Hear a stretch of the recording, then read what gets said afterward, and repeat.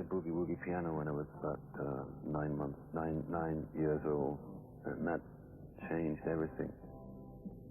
Because when I first heard boogie, it was well, maybe I was 6 or 9. I don't know if I remember 9. Because it was the first time I'd heard that music, and the 3 chords were so beautiful to me, and the whole thing was so logical to me. These, big sort of blocks sailed into place, this is for me. That's kind of like that, and I wanted a guitar from when I was very small. I remember seeing one picture in the back of a magazine, and my father, he said, I want that, a little picture of one, I want that. I wanted it and all the way through till I was about 15. About the age of the type I was going to Spanish City and stuff. All I wanted was a red electric guitar. And the only reason I wanted a red electric guitar was because it was the sound made by one of my old-time favorite guitar players. And I still wish I could get a guitar to sound the way he gets it to sound. And he actually recorded this tune, so he knows it. So here he is, one of the old-time favorites, the man himself, Hank B. Marvin. Hank B. Marvin was begin jaren 60 als gitarist van Cliff Richards' begeleidingsgroep The Shadows held en voorbeeld voor ieder jongen die gitaar wilde spelen. Had to be red, had to be electric. I didn't have the nerve. It cost my dad about 50 quid, which is a lot of money for him, And but I pestered him so much, and I didn't have the nerve to ask for an amplifier, because I'd spent all this money on the guitar. I used to borrow friends' acoustic guitars to play in folk joints, and I did everything. I learned to fingerstyle, and I was also playing electric guitar, borrowing amplifiers, playing in bands, and all kinds of stuff. So I was progressing on a number of fronts, with acoustic music and electric music.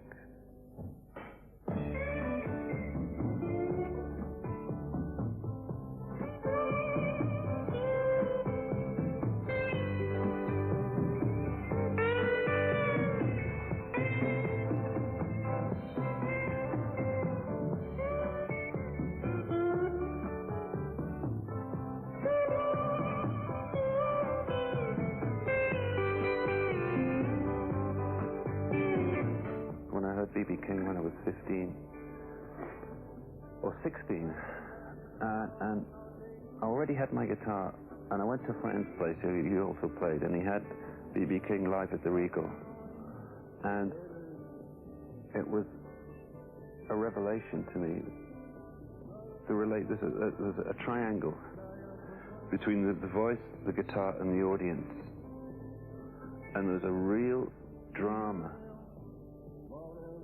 where the voice would say something, the audience would fire back, the guitar would play, the audience would fire back, and he's playing and singing, and there's a real audience participation and reaction, and it's all a flow.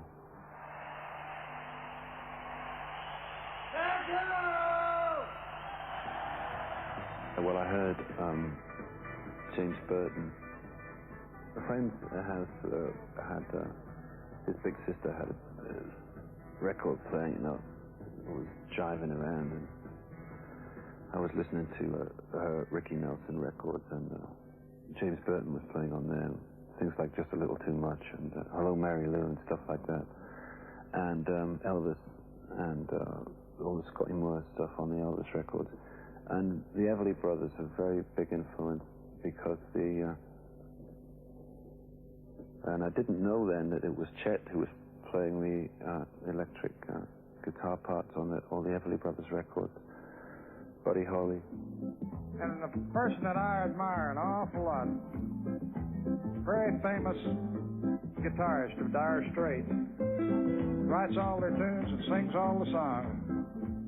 I love him as a musician and as a person, Martin Knopfler.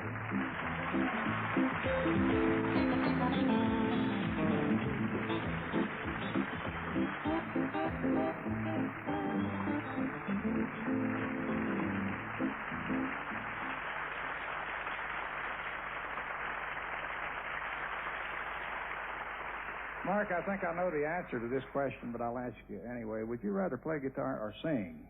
Well, Chet, you know, when you're in the presence of the world's #1 guitar player, you just rather pick and learn. Just like I wrote it. Well, if you will sing us one of your hits, then we'll play a couple more tunes. Well, let's okay? play it first. Let's play it first, and then... Oh, we're going to play first. Okay. I'll see you in my dreams. Okay, Right? try that.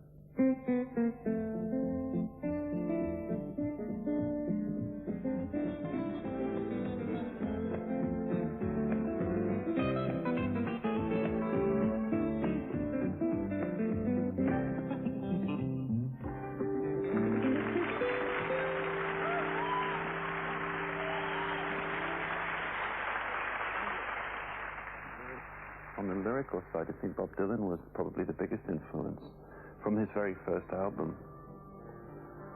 And musically, too, in a way. Well, I'm just an aging drummer boy, and in the wars I used to play. Called a tune, maybe a Georgia station. Now they say I'm a war criminal, and I'm afraid ain't no way. Father, please see my son.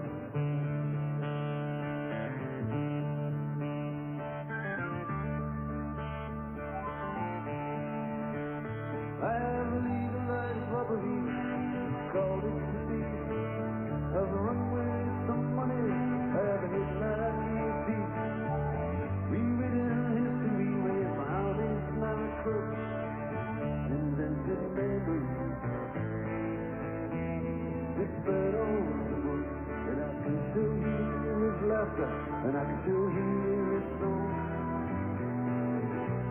And then you baby, yeah.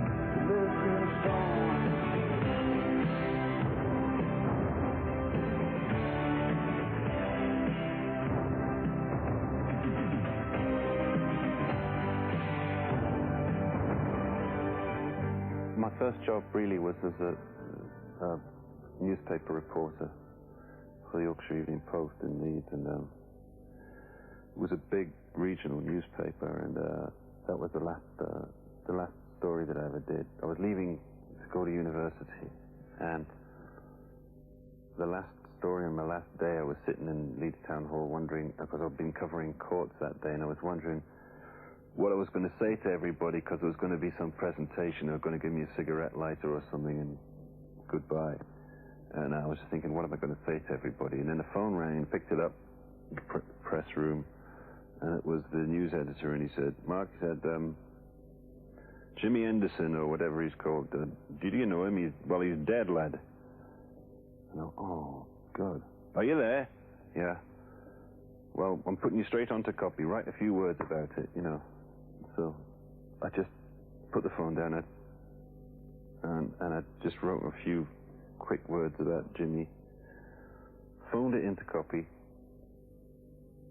and walked round to the office, said goodbye to everybody, got my cigarette lighter, and went and got drunk. Went to university, and that was it. That was the last story that I did. The death of Jimi Hendrix. I'm riding along all day.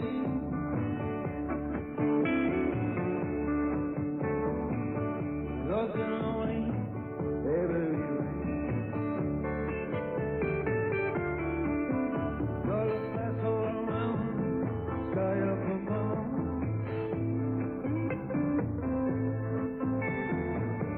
Need a little water of love. Because I've been playing with my brother for quite a bit, and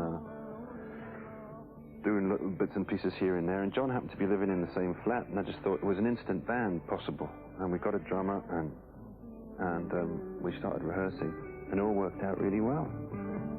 De melodieuze muziek van Dire Straits wordt gekenmerkt door het sprankelende gitaarspel van Mark Knopfler.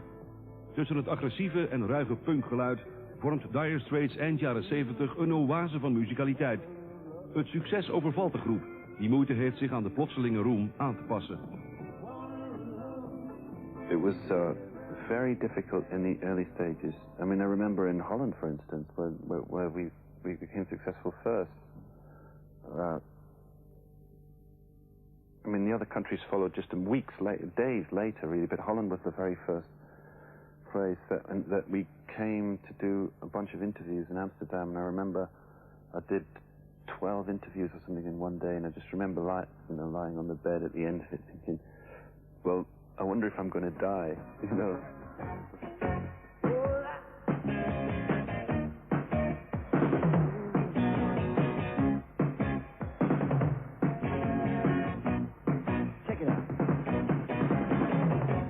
Wegens meningsverschillen met broer Mark verlaat David Knopfler Dire Straits tijdens de opname voor de derde LP Making Movies. David gaat zich met produceren bezighouden en probeert enige tijd later een solo-carrière van de grond te krijgen. Voor de promotie van Making Movies blijven 3 leden over.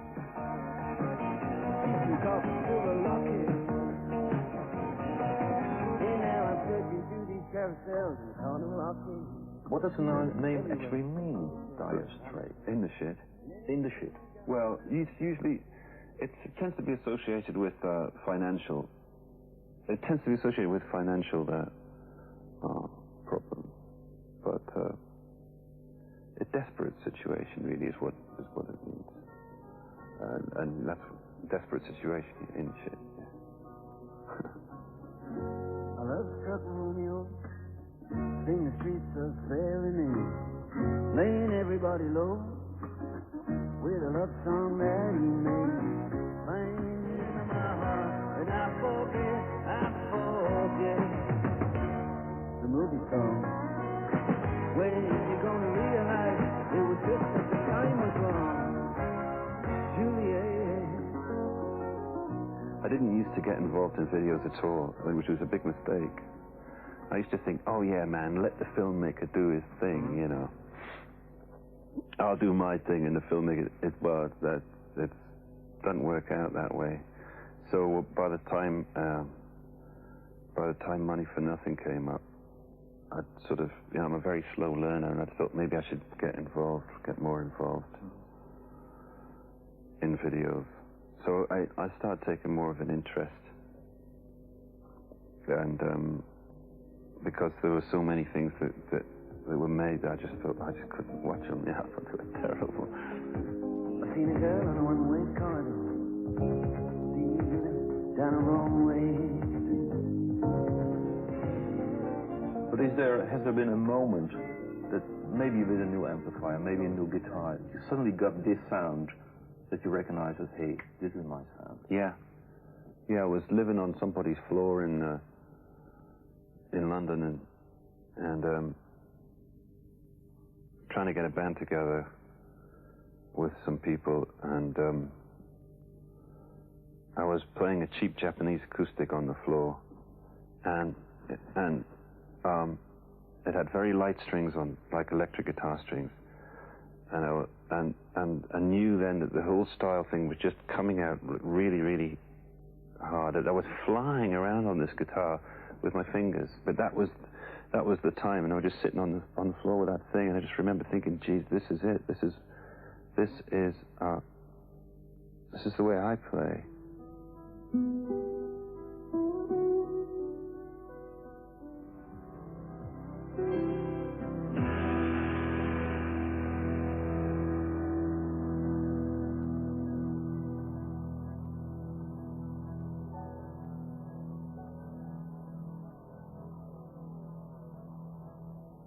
No, I don't believe in perfection at all.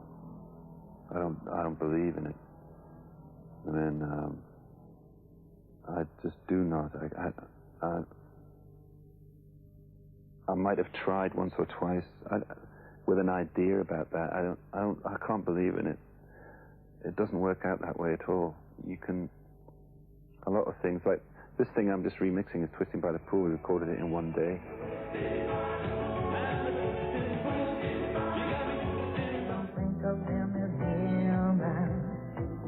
Het werk van Knopfler wordt ook door collega's zeer gewaardeerd.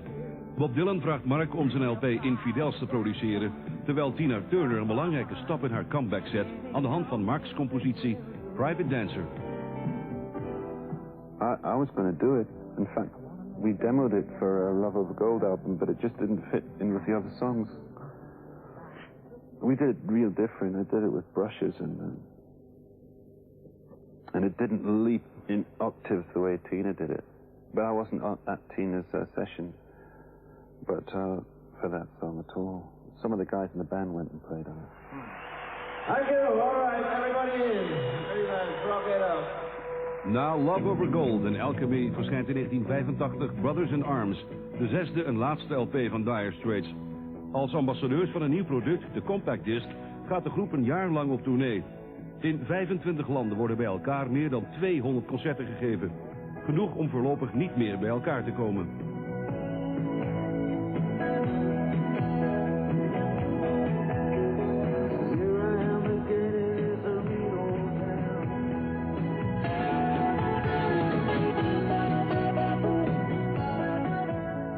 I think so. I mean, I haven't thought... I mean, I'll always be touring, I guess. I'll always be out there playing. But the last tour was a year long. And just... You turn around and everything's changed. I mean, people are different. You get back home again and all kinds of things that happen. It's too much.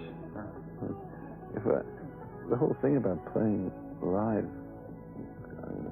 is very important to me, but it's all got to cool it a bit, really.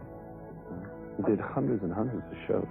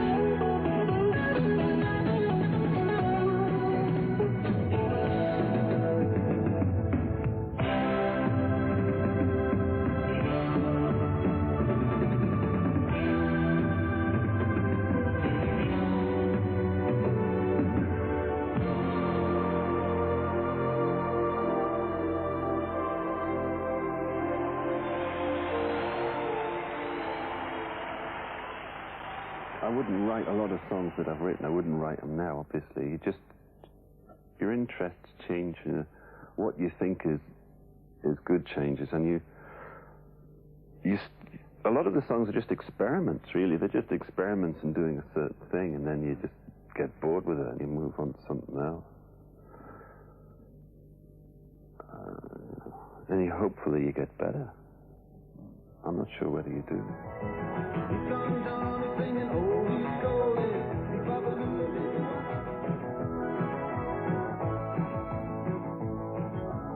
Na So Far Away is Walk of Life de zesde en laatste hit van Dire Straits in ons land.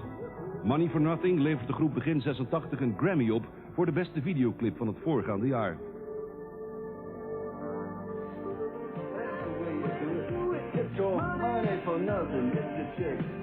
Mark Knopfler raakt meer en meer betrokken bij andermans werk. Hij produceert LP's van Joan Armatrading en Randy Newman. Verder legt hij zich toe op het componeren van filmmuziek. Na scores voor Local Hero en Cal schrijft hij in 88 de muziek voor The Princess Bride, met de daarbij behorende en door Willie DeVille gezongen filmclip Storybook Story. It's brain damage as well. Well, I talked to Randy a lot about this. You like the idea at the beginning and then you get involved in it, and it's so difficult a lot of the time to get it to do it right. And there are times when you ask yourself whether you need it. Do I need this answer? No. But you're still doing it. You're still involved in doing it. I don't know why. I think it's a challenge to you. To me, it's a challenge because I don't really know what the hell I'm doing. So I'm just amazed when it's finished. It's done. I can't believe it. And Princess Bride is 100 cues of music to do it. Couldn't believe how it got done. When I listened to it, I just can't believe how I did it. And how he worshipped. It's not difficult for me because I'm doing my favorite thing. So in a sense, it's compulsive. I mean, I'm not a maniac about it. You know, I'm lazy about writing, but I like to work. I like to make music. But it's usually with other people now. You know, it's usually just odd things. Tot een van die losse projecten behoort in 88 het concert voor Nelson Mandela. Voor die gelegenheid komt Dire Straits nog 1 keer bij elkaar. Aangevuld met Knopfler's vriend en collega Eric Clapton, die aan het concert zijn hit Wonderful Tonight dankt.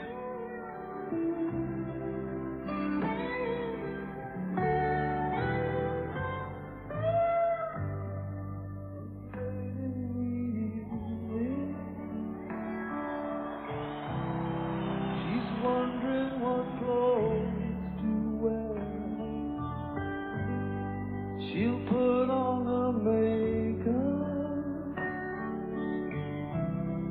and brushes her long blonde hair,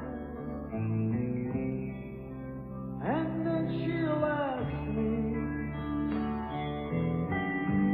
do I look alright?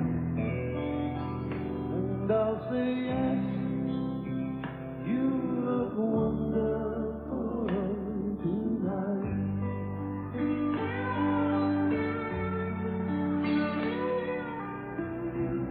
You don't think that it would be unsettling, but it really is unsettling. And also, if you're used to observing life from the point of view of, well, anonymity, if you like, it's harder.